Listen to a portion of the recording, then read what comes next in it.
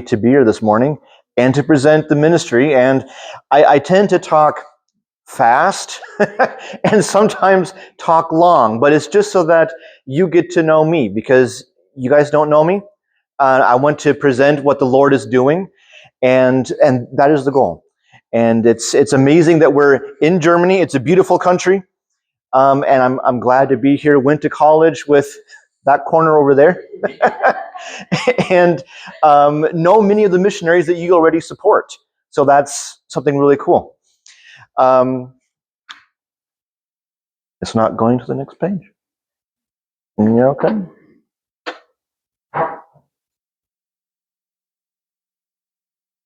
Still not going to the next page. Okay, 1 second. I think I got out of the presentation mode. There you go. Okay. Is it working now? Okay. Yes. Okay. I think I just need to stick with this one here. Okay. Don't let move too much. Touchy sometimes. Am I directly in the way of the... Okay. Yeah, the purpose why we are in the States right now is because my little brother got married yesterday. And so we thought, well, since we're here for family reasons, we'll just combine that with presenting to churches. To explain or talk about myself, I grew up in Germany. So I would say that I'm a homegrown missionary and bivocational pastor in Germany, and raising support to devote more time for the church where I'm a pastor. So that's the reason why I'm here. It's giving report to churches that already support me, and then trying to raise support for the ministry I'm in right now. The mission board I'm with is CMC, which is Central Missionary Clearinghouse. I used to be with BMM for a few years. However, that would have required me to go back to the States for about 3 or 4 years, raise support, and then go back. And I wanted to stay on the mission field. I wanted to stay there, and CMC was like the only agency that allowed me to have my sending church to be in Germany and not in the States. And I really wanted to have that connection to the church where I'm a pastor, and where I have accountability there with the other pastor as well. And I wanted that connection. And that's why I went with CMC. And you will find that oftentimes homegrown missionaries and international missionaries tend to go with CMC, because that's an agency that allows them to be in their country, and their sending church and their home church to be there. And so you'll find that very common with many national missionaries.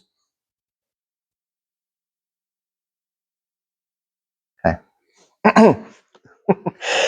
Growing up in Germany, as I said, I'm a missionary kid. I grew up there, and I really can't see it if I'm standing here.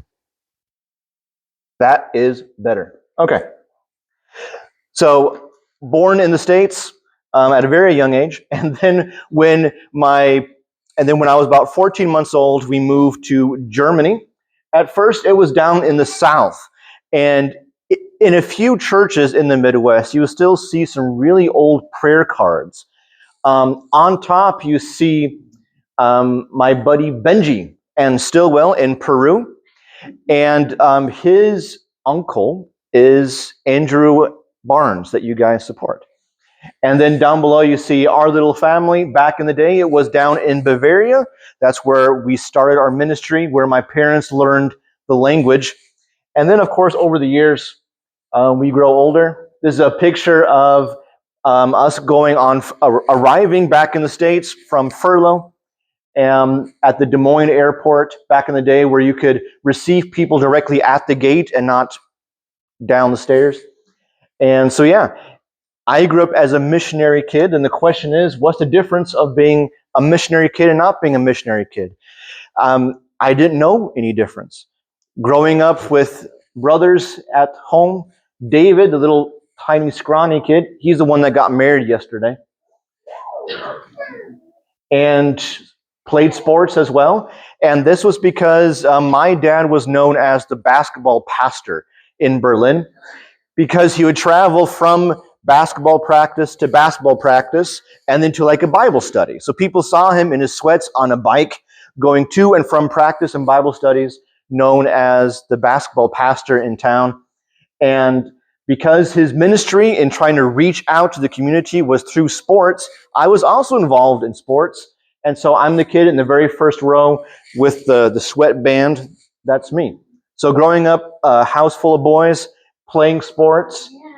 And our church at its peak had about 40 members. That was in 2003. And then in very short time, the church shrunk down to just our family and one other member. And that was back in like 2006. So here's me in high school trying to act cool, wearing a basketball shirt that I had at basketball camp in Iowa.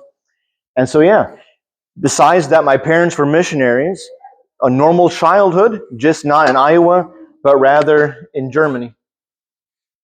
House full of boys. And this is one of the very last prayer cards that we had as a family before going to college. My dad, Tim, my mom, Shelley, me, I'm the one with, we're all cleanly shaven in that picture.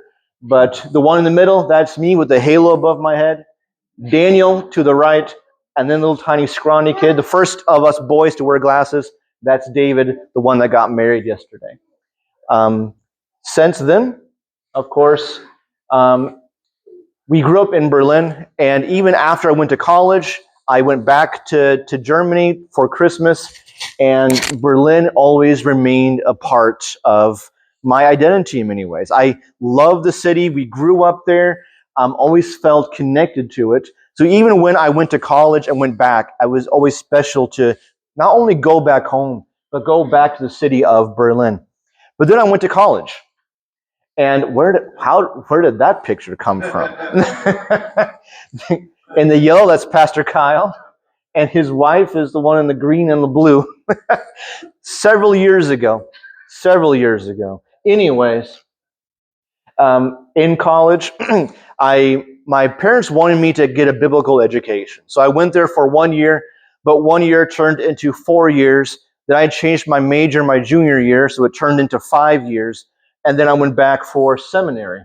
But during my college time, I was active at the local church, the same church where Kyle and Nina were at in the kids ministry. But I was also involved in the choir as well. And that's how I know you guys was through the choir. And you have Dr. Van, that's the old guy with the jacket across his shoulder. I'm to the left of that with the sleeves rolled up, and Benji is sitting right next to me. So that's the nephew of the Stillwells, of Andrew Barnes. And then in the choir also gave me opportunity to go and travel to Europe. So that was so cool. Even though I was in the States, in college, I went back to Germany every so many years, either to visit family or with the choir, and as well as an internship. And so every time going back, feeling more and more love for the country where I grew up, and the language that I knew, the culture that I knew, and the need that I recognized as well. And so I had an internship in Germany in 2012. Hard to believe that was 14 years ago. But I was there because I wanted to see, is it just a hunch? Is it just a feeling that I want to go back to the country where I grew up? And it was a very good internship. At the end, the pastor there said, we would take you back in a heartbeat. And I really had this conviction. I was hit in the face by this fact. Why should someone else go in my place to a country where I grew up and learn a language that I can speak and a culture that I know? Why should someone else go in my place to this country? And so that's why I had that internship there. And when I grew up in Germany, if you look to the left, I used to always say, hey, in Germany you have very few Baptist churches, and the missionaries are growing old. These are Baptist missionaries that came in the 70s or 80s. They started these churches, and when I was in college, I would say, these missionaries are growing old, and there's no replacements anymore. But during my college years, a lot of that has changed. You have Ingolstadt that planted the church where I'm now a pastor of in Eichstätt. You have Erlangen planting Nuremberg, and Nuremberg, on the other hand, planting other churches as well. So now, since coming back to Germany in 2019, we're no longer looking at 1, 2, 3, 4, 5, 6 churches, but like 16 churches that we fellowship with. And I wanted to point out the nationality of the pastor because I think it's fascinating that these American missionaries, they came, they planted the church, they found a national within their congregation, discipled him, mentored him to be a part of the leadership of that church, become a pastor, and then the missionary leaves. And so now you have a church which is a German church led by a German national pastor, and that is the goal. We're going to Germany not to start American churches, but German churches. And so if you look at the old school churches from back in the day, they all have German pastors. If you look at the church plants, you will see more American pastors now. But then you see Neuburg to the far right, a German pastor. That's a church plant from just a few months ago. You have Würzburg just a few months ago as well, a German pastor. Coburg as well. And so you have this idea of American pastors or American missionaries coming, starting a church, but then the church grows. It grows and becomes German and becomes German-led, and that is the goal.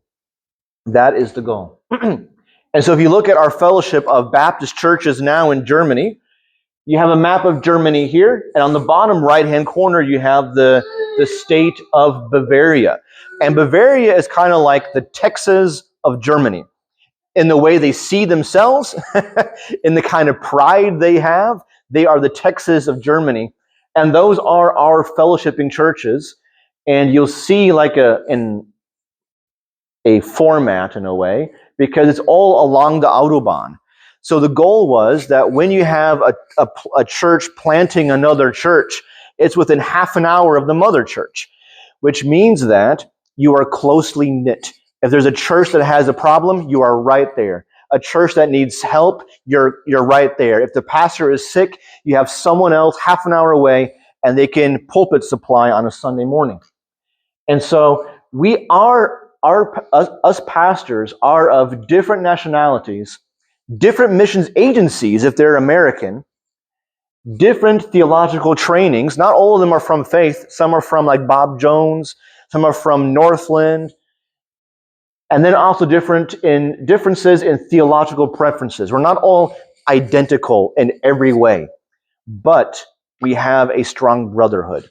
For us, it is important to have that common bond of the gospel. And when pastors come from the States and visit us, they are amazed and encouraged because we're so closely knit. We even plan our year calendar together to have common events where all the churches can come together and celebrate together.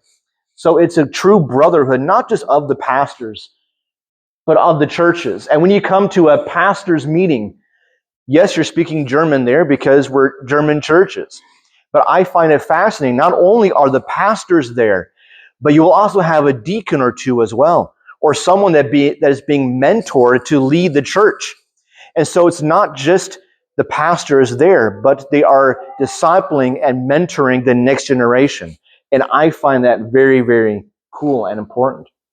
And so I finished my education in 2016. And then I was sent out by the church in Cambridge, and Pastor Kyle's in the blue shirt there to the right. And so I've been in Germany for 7 years now, again, and it's been amazing. I am a pastor there along with Pastor Willie and then his wife. She is from Ottumwa, Iowa. So that's where she's from. Oftentimes, Heidi is mistaken as German and her husband, Willie, as Canadian because he speaks English in public, but he's friendly. So apparently people think English and friendly is Canadian, not American. That's So when I met them, when I came in 2019, the family looked like that. This is 4th of July this year. The family has grown a little bit over the years. And Willie and I, we are very similar in the way we grew up and our education. So our bond is pretty cool, and it's truly a brotherhood. We're neither completely American nor completely German. We both studied at Faith and came back to the country where we grew up.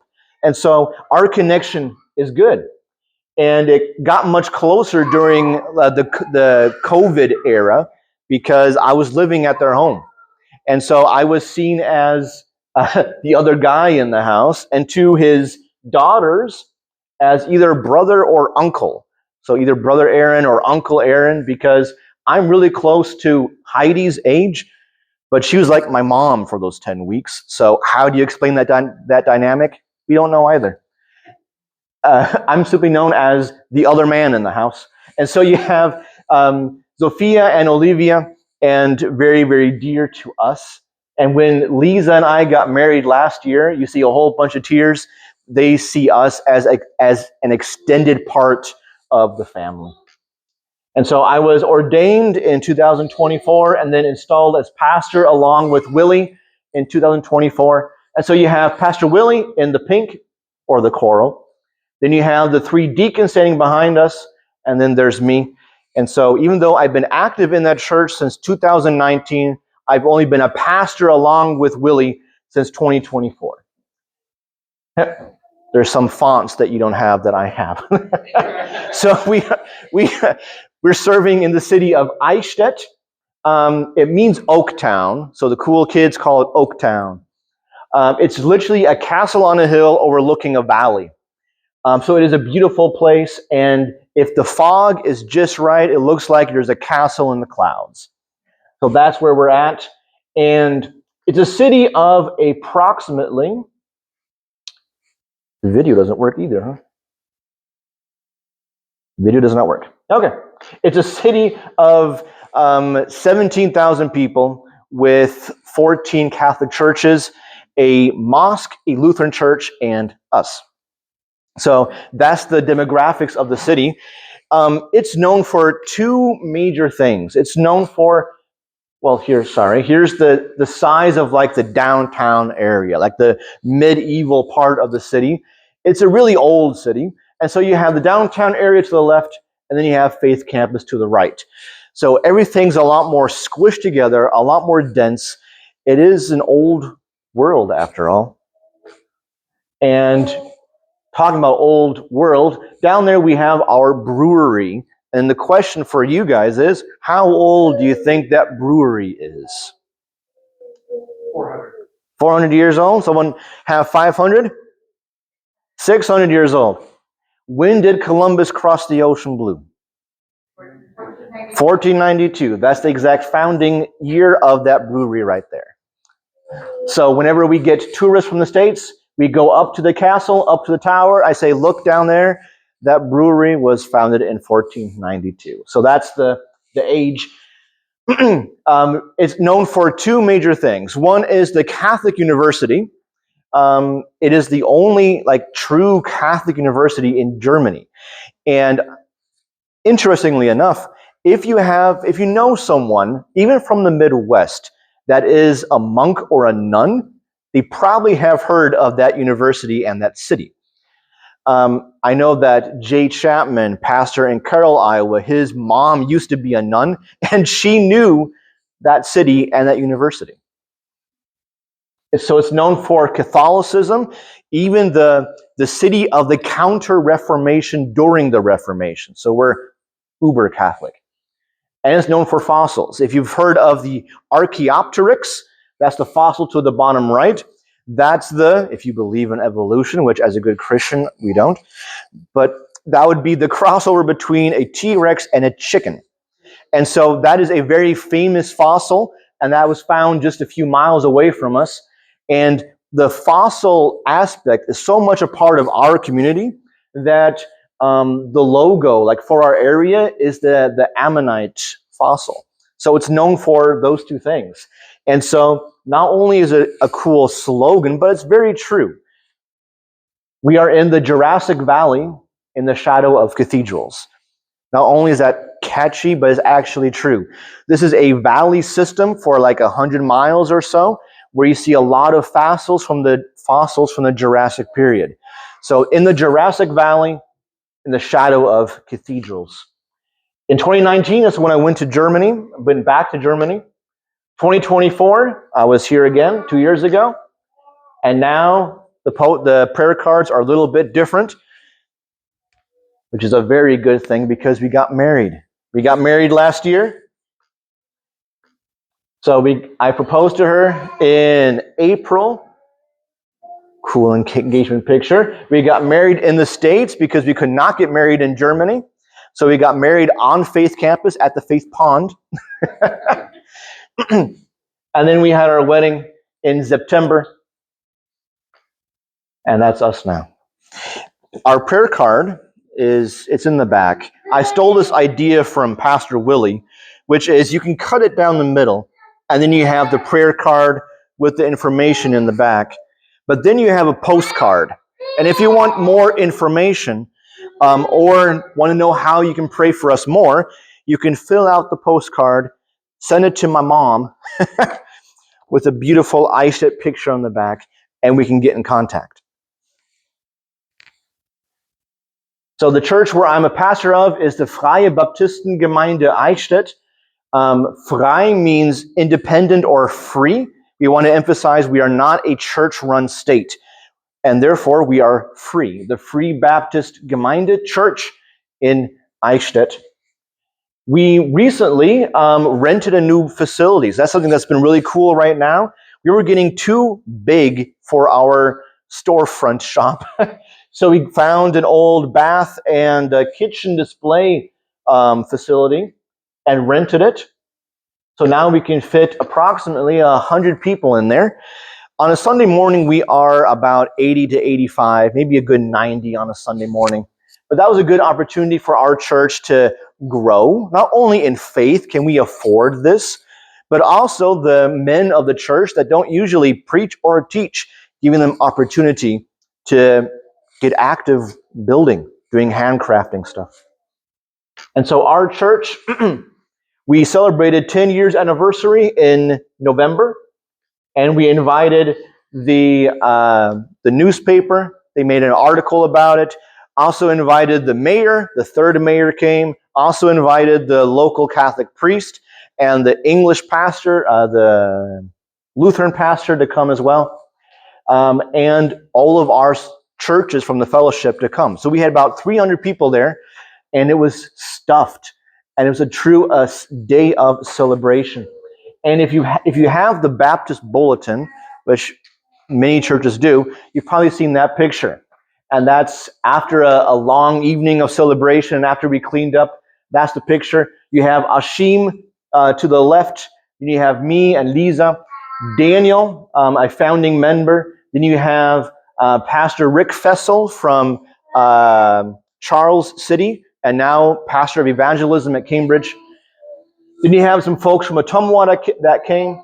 You have Heidi, Willie, my best man, Andy, and then you have the two girls in the middle, and a wife of a deacon to the right. That's our little group. If the video worked, you could, okay. So just to give you an impression, a 2-minute impression of our church. If you walk in there on a Sunday morning, you will see Benny, one of our members, sweeping right in front of the door and greeting you very, very joyfully.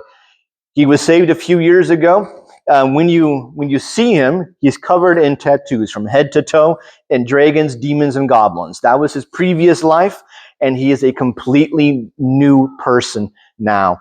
You will hear kids running around, giggling, hopefully not screaming, but we have lots of young families with a ton of kids. You will smell Willie's perfume. He really loves cologne, and it's really strong, so you will smell some flowers or something fruity in the room. But then you will also see that there's many different ages. Many of us are in our 30s, that is true, but we also have a few that are much older and a few that are much younger. And you will hear different languages as well. We have 7 nationalities at our church, and so you will hear English, but you will hear German, many different dialects of German. little bit of French as well, Thai as well, Russian. We have not a lot, we have a few Russian people at church, Ukrainian. And so a vast difference in cultures and backgrounds. And I jokingly say sometimes, outside of our church, outside of our congregation, how many of us would be friends? And they giggle because we're so diverse in our backgrounds and experiences and hobbies and interests and occupations. Sometimes we don't have anything in common except for the gospel. But that is the most important thing to have in common. And so when you walk into our church, that's the impression you will get. You come early to service and you stay long afterwards around a cup of coffee. So that's the impression you will get when you come to our church. Some events that we have throughout the year, we have Church Fun Day, where all the churches come together and fellowship around God's Word, around food, around song. And we had about 300 people that we hosted at our church this year. It was a lot. We have church camp, where our entire congregation relocate to Austrian Alps for about a week, where we fellowship around song as well, around a theme to guide us throughout the week in God's Word. It's a time of recouping, fellowshipping, and bonding. We have the choir every 3 years. The faith choir comes. That's always a blast. And we use events like that, a choir and a concert, to invite people to come to our church, friends and family and strangers on the street, because they will not come to a Baptist church, but they might come to an event, especially if you know someone. We had a baptism this year, and for the first time, we had a baptism in the city of Eichstätt, down by the river. And again, that was also in the newspaper as well. A soccer tournament we have every year, where we invite our fellowshipping churches to come to provide a team of their own, and to invite friends and family and acquaintances to play. And this, just a few weeks ago, we had one of those soccer tournaments, and we were playing a team where number 13 was just a pain in the neck to play against. And I told one of the guys, number 13, he's awful to play with. He's screaming, he's fouling, he's rolling around, flopping. And I was reminded, the person I talked to said, yes, number 13, he needs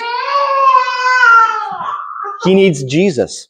That's why he's playing. That's why he's a pain to play with, because he does not know the Lord.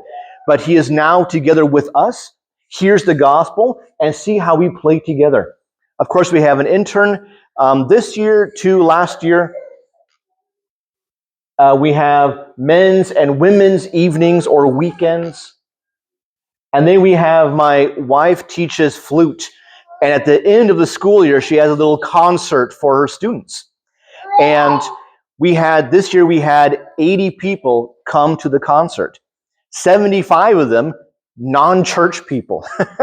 So we use events to break down these barriers, because in Germany, there's only the Catholic Church and the Lutheran Church, and then you have cults. So we are in the cult category. And so if you can break down that barrier to say, hey, we don't have baby sacrifices at church, okay? We use the Bible. We also have communion. It's different, but we have communion. It breaks down those barriers that people come to us. They see us as part of the community. And that's something very, very important. And so even a silly concert where I'm dressed up in the Baroque style with stockings and a fun shirt and a vest, all of that is to invite people to the church and build relationships. That's what ministry is in Germany, relationships. Here, us young adults climbed a mountain just a few weeks ago. Any of you history buffs know of Berchtesgaden? In the area, that's where Hitler had his eagle's nest in the mountain, and that's where we were at right there. Not the same mountain, but we could see the mountain from a distance. And here again, an event where we invite friends to come and have opportunity to share the gospel, opportunity to be a witness, to talk with them. And that's why we have events like that.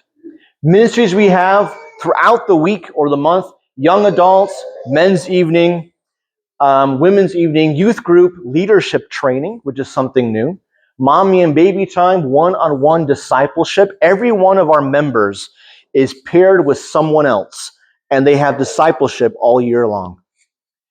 Biblical counseling, Wednesday night Bible study, preaching, and children's ministry. There's a few more things, but that's about the gist of it. So there's a lot going on at church. Here's a picture of our recent leadership training. This is something that was really cool, where the most heated discussions we had as pastors and deacons was about, can we afford the building we are in right now? And I wanted to take the leap of faith, because the amount we would be renting per square meter would be €7.50. In the area, it's €15. So you have a facility which is twice the size of what we had, offered for half the price of everyone else around them. Of course, I see that as God's leading. So take the leap of faith. A good German likes to calculate stuff and will calculate if they can afford it. And then the leap of faith is, can we continue to afford it? So that's the discussion we have as pastors and deacons. And then during that meeting last year, one of the deacons said, well, of course we want to preach. You're just never asking us. I thought, what? A few years ago, we went through how to prepare a Bible study with all the men for 2 years. And then I said, is there anyone who's willing to approach teaching or preaching on an irregular basis? And there was no interest. So now, 2 years later, we have that many people that want to be involved in learning to teach and to preach at the church. And so we're starting this leadership training, not only showing how to teach and preach, but why do we do what we do at church? And then developing the love for the local church. And so preaching and teaching is a very valuable part of the ministry, but that's not the entire ministry. The ministry is the people. As a pastor, you are a shepherd, and you are shepherding the people. You are feeding them. You are leading them. You are protecting them. And that's why ministry is more than just preaching. It's shepherding the people. Right now, we have a growing number of members. When I started 7 years ago, we were 45 members. 45 attending. We are now 85 attending on a Sunday morning. So there's a growing number of members, a growing desire for mentoring, but a lack of hours in the week. I like to be transparent with the churches I go to. This is how much money we are giving in or receiving through tithes. It's about $7,500 a month, and rent is about $3,800 a month. If you look at this right here, personnel cost, so that's the two pastors, myself and Willie, and then Willie's wife is also being paid because money comes to the same household, so why not? But that money there is entirely money from the states, like to 100% from the states, meaning that even though we currently have a deficit every month, all the tithing, 100% of the tithing goes to the rent. Okay, most of it goes towards the rent, and then you have the miscellaneous stuff, the different ministries. But so meaning that our churches, and you will find this common across European churches, cannot afford to support their pastor. Just to give you an example, I have a full-time job working 40 to 50 hours a week, sometimes 6 days a week. And most of the ministries that the church has is the ones that I'm involved in as well, including also pulpit supply down below. And next year we'll be very, very busy with pulpit supply because a military church, will be losing their pastor, and we will probably be going to that church each once a month preaching. And so that's a lot. And so when I have time for ministry stuff, it's after I get off work. Either 6:30, sweaty and hungry, or 7 o'clock, fed and showered. Meaning that when I'm involved in those ministries, and when there's a growing number of members in the church that want attention, that need and deserve attention and mentoring and discipleship, it happens for me after 7 p.m. Meaning that when you're preparing a Bible study or a sermon, it happens after 7 p.m. Luckily, with now being married, there's a bit more structure in my week. I used to have all-nighters every time I preach. Now I get done about midnight and I wake up at 5 in the morning. So a little bit of structure there, but it means that when I'm trying to raise support, it's so that I have more time for the congregation. That is the reason I'm raising support. My wife teaches flute, about 40 students throughout the week at the Catholic University and the Catholic school. That down below, that picture, is not only a castle, but that is her school where she goes to. It's a well-funded school because it's a state-run school and it's Catholic. So you have support from both areas, good paying school. But she's also involved in discipleship counseling, and the same program where she received counseling back in the day, she is taking online classes to learn that, to better counsel others. So we're busy. We're very busy. And so when we are trying to raise support, is so that we have more time for the congregation.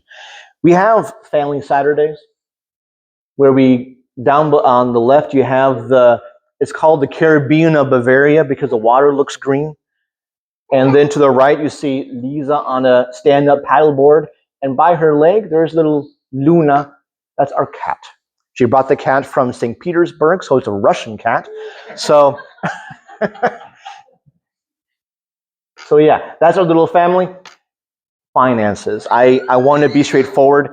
I am here because I want to share what the Lord is doing, but also to hopefully raise support as well. A saying that Willie says, and that I like to say is, I'm always 100% supported and always raising support. Meaning that I will be in Germany if I have a full-time job or not. But right now, less than 10% of what I'm making comes from the States. Meaning that I am fully reliant on my full-time job. I get about $2,000 a month through that job. The church pays me money from the States through CMC, which is about €320 a month. And then Lisa makes, depending on the month, about €1,000 a month. So we're looking at about €3,320 for household Brudtkuhl, which goes away really, really fast if you have rent and loans that we're both paying off, insurance as well. And the problem is when additional costs come, new car battery, car inspections, visa for Lisa coming to the States, very expensive. And then stuff coming soon. I need new tires. We have to move, we found out. We don't have money for a safety deposit for a new apartment. These are all additional costs that we don't have money for. But when I'm raising support, this is one way to break it down very, very easy. For every $650 a month, I get a day off work a week. That's about the equivalent right now. So if throughout these next few weeks, the churches together give about $650 a month, I have one day off work a week. And even that would be amazing to have that free time during the week. To give you some comparison, in Germany, gas is 2.5 times more expensive. We're at $9 a gallon right now. Buying a home is 2 times more expensive, but 25% smaller. Renting is 70% higher, but food is generally cheaper. So that's a good thing. Groceries a little bit less. So you guys can pray for work. I'll be going back to work the day after I get back to Germany at a full-time job, which takes a lot of energy. And I wanted a job where I'm not taking any of that work home, which I'm not. It's a manual labor job, loading, unloading trucks for a construction business. But I'm exhausted. I come home exhausted, aching, sore, maybe have a few extra bruises, maybe a little bit frustrated about the colleagues. So that's my everyday when I get back home. Housing, we have to move. We don't want to move, but we are getting kicked out because the landlord is going to be renovating the whole building. So we found that out 2 weeks ago. So it's kind of like hovering over our head right now is once we get back, we have to get a new apartment, ideally before Christmas. Graft Church, that's the American military church we'll be going to, and pulpit supplying, and then families. The more visible you are, the more vulnerable you are. And so always pray for families at our church and for us, for Willie and Heidi, for Lisa and myself. The more visible you are, the more of a target there is on your back for attacks. Some ways to stay connected. I have a prayer update I send almost every month. It's called Espresso of Praise. It's all coffee themed. So you can scan the QR code either up front or in the back, or send the postcard to contact me, and I can get you guys signed up. And we also have a podcast, Willie and I, usually in German, but once a month we try to have an episode in English for our folks in the States. So I'm not sure when church starts, but 10:30.